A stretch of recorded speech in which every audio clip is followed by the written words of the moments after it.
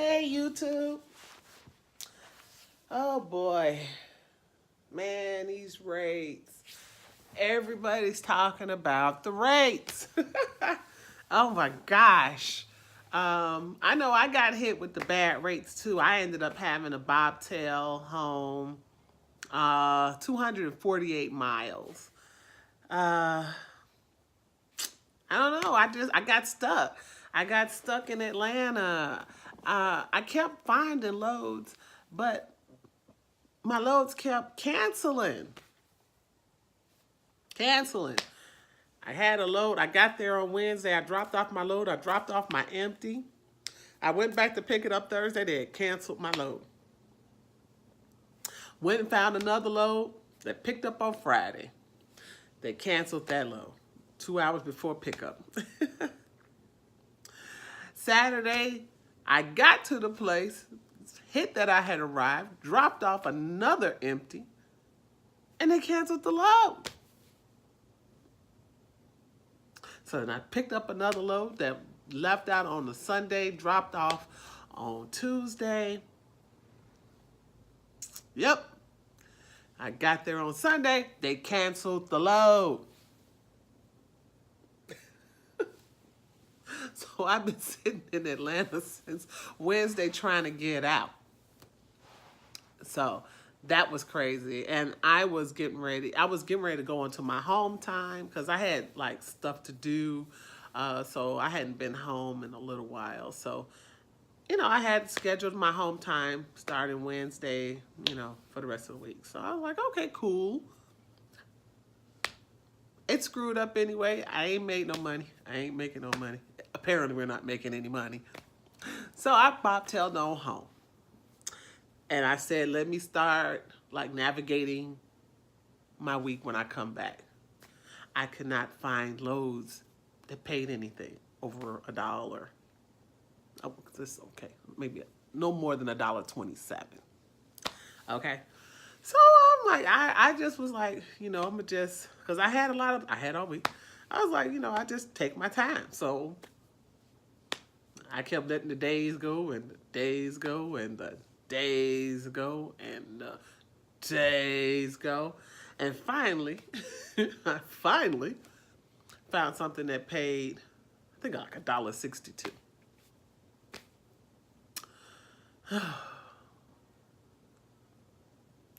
Yeah, so I ended up booking that load because I was just afraid that I might end up sitting here a whole nother week. I'm like, is this, how bad is this gonna go? I have a lot of people that I talk to and everything like that, and everybody's talking about how bad it's getting, how much they're struggling, especially those that are that got their own authority, they're on the spot board. Some they got dedicated lanes, and some of the lanes have been decreased. I had one friend, he was talking about he might have to give up his trucks. He had two trucks, and he said he's been struggling on his for, I think, 2 months. It's been getting really bad. So, and I mean, I don't know, but then when because I go to YouTube too. I talk to people that I know, and I go to YouTube and I just look and see what, the YouTubers are saying. And, I don't know. It seems like the people on YouTube are saying that they're doing really, really well out here. Except one. One did kind of say, because he did the same thing I did. He went home because the rates were bad. But the people that I know, that I speak with, that are out here, everybody's saying the same thing. And so I don't know. I don't know what's going on. Is it a lot of people doing this game wrong, or is it just like luck of the straw? Some people are able to fare better, have better clients or better dispatchers, or I don't know. Or, it might even be, the amount of money that they need to survive. You know, I mean, I know there's no such thing as what equates a lot of money or not a lot of money. You know, some people would think that $500 a week is a lot of money. Some people may think that $5,000 a week is a lot of money. You know, so I think it just depends on, you know,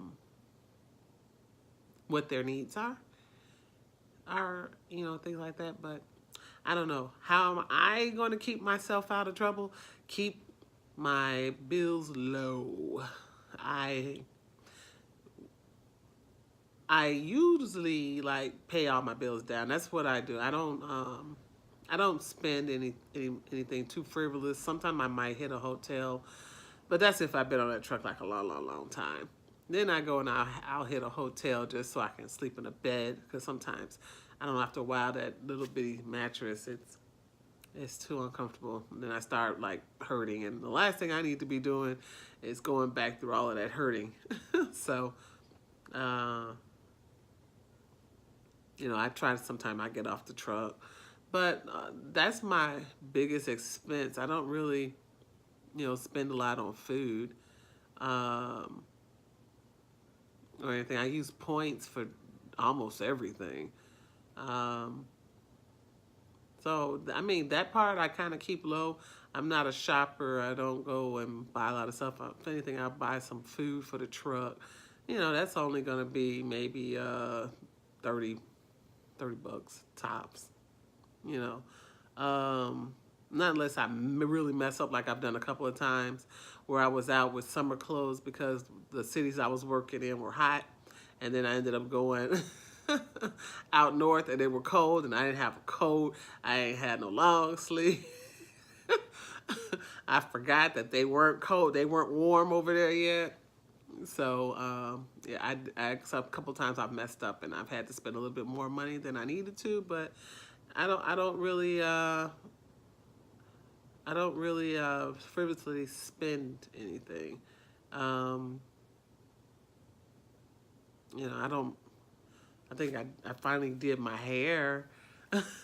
I finally went and got my hair done, but I think that took like 6 months for me to do. I don't really do my nails, or now I will pay for a massage. That right there, I'm going to spend some money because that is a write-off. That is a business expense because those massages are needed in order for me to be able to continue to work. And I'm sticking to it. No, but seriously, it is. It's so I can continue to work. I mean, it's instrumental. At one time, I had to have massages 3-4 times a week. So shoot, having one once a week, that's not unreasonable. That's not unreasonable. That's protecting me, you know. So, you know. But I don't know. I've just been. I came home. I took care of a lot of business that I had to do. You know, I got to get on top of my health, just making sure that I'm still healthy. Had to go for a second opinion on some stuff. You know, make sure everything's good. Nope, I got it. I got a tattoo. I got a tattoo. It's a scripture that I like, that I tend to say a lot because I like the monotone of it. Well, not the monotone, the duality of it. The one that says, seek me with all of your heart. I mean, you will seek me when you find me. Wait a minute. What does that say? It says, you will seek me and find me when you seek me with all of your heart. I don't know why I couldn't get that out, and I say it all the time. Yeah, I went and I got that because it's like two things. It's like, you know, seeking your inner spirit, seeking the creator, you know, seeking, you know, life, you know, seeking, you know, good. You know, what is it that you're seeking? Anything that you're seeking, you know, you have to seek it with all of your heart in order to find it. So I live for that. You know, it could mean so many things. So I like it, and that's why I put it on there, because that's something I say, but I couldn't remember it. But I do. I say it a lot. I say it a lot, especially when I get frustrated, like I was when I was in Atlanta. When I get frustrated, with obstacles that I'm going through and things like that, I kind of ground myself with that saying so that I don't forget my focus. That I stay focused on, what it is I'm looking for, that I'm trying to achieve. And right now, I'm just trying to achieve a legacy for my grandchildren, for my future grandchildren, for the grandchildren I have, and for those that I may have down the road. This is what I'm working for. Because even Trump had a legacy. He didn't just go out there and make it out there on his own. He inherited, from the works of his grandfather and his father. So I think that there's nothing wrong with wanting to pave a way. That's the hardest part when you're breaking the ground. It's easier when you're just following the tracks. So that's all I'm doing. I'm paving some ground and making some tracks. I know the company won't be big, but it'll be something. And you take that $100, and maybe the next generation can grow it to $1,000, and then the next generation can grow it to $10,000, and so on and so forth. And that's how you have mega carriers. So I'm just breaking some ground. I know if I had gotten into this game early, I probably could have made a little bit more of an impact, but it's okay. Something is better than nothing. And that's one of the things I do. I love collaborating with people that are like-minded like me, that are wanting to leave legacies, want to leave empowerment to the next generation, and that's what I do. So when I come home, the people who I was tattooing, we were talking, and we're gonna get together and we're gonna collaborate on some stuff. We never know what people got in common with until you start talking to them. Because I when I come home, I'm a creator. So I create a lot of stuff. I create a lot of natural products because I don't really gravitate too much to store-bought. I don't like the chemicals, and I don't trust it. So I make my own everything: lotion, soap, shampoo, conditioner, toothpaste, deodorant, everything. Anything that I could possibly need, I'm going to sit there and make it myself, because at least that way I know what's in it. I make my own hand sanitizer. I make my own lock gel. I make everything. So, we were talking, because I was saying how what I want to do is buy some land. I want to buy some land. So that's something that I'm throwing out into the universe. That's so that I'll be able to buy some land. And I want to grow some food. I want to be able to grow my own food and things like that. To be, self-sufficient in feeding myself, providing for myself. I think a lot of people should probably learn those kind of skills, because you never know what's going to happen. And those are good skills, that could help you. I mean, not the lotion part, but at least make some soap so you can keep your family clean, deodorant. So, but I heard when you're out in some of my friends that are off the grid, they said when you're living out there in nature, your body chemistry changes. They don't get musty, and those odors that we get don't happen, once you come out of the city. So I don't know. I don't know. But, one day I'll find out. One day I'll find out. I want to visit. I said I probably in the summer I want to go visit one of my friends off the grid, and probably sit out there with them for a week and just get an idea of everything that that it entails, probably around the time when they're going to be harvesting, because I know they'll need the help. But then that'll give me a good idea of like what kind of work are we really talking about. Um, yeah, fish, hunt. Better learn to do all of that stuff. I know how to do all of that stuff. I don't know why. I've just been guided to learn it, or I was around men who did it, and they taught me. So, yeah, I do all of that stuff. I can fish, I can hunt, I can garden, I can build things, I can repair dents in cars. I don't know. I've always been one of those like inquisitive people that like to learn little things. People growing up, a lot of my friends, they were always out in the streets. I couldn't hang out in the streets. I was in the house. So while I was in the house, I was always reading. I was always reading. And then when I was at school, I was always interested in different things. My mom always wanted me to learn business, typing, word process, and all that girly stuff. But I wanted to learn how to make things. I've always been like that. That's where I learned auto mechanics. So I learned how to not the engine part of it, but I know how to fix dents and do tires. And then I took some machine shop classes and some wood shop classes, and we had to build a house. So I understand the fundamentals of building it, and I understand the wiring of it because that was the final project. We had to create a house that was 18 inches by 36 inches, and it had to be wired with lights. Working lights. I'll never forget that. So, yeah.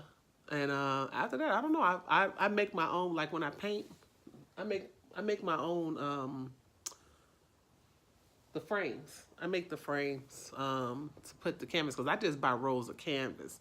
I don't buy the ones that's already I started off doing that, but that part, the creative part of me, I like to make my own frames. So that way I'm not combined, my creative work may not fit on a 20 by 20.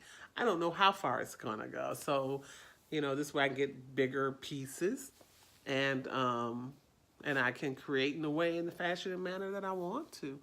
And then I'll just make the frame to fit it.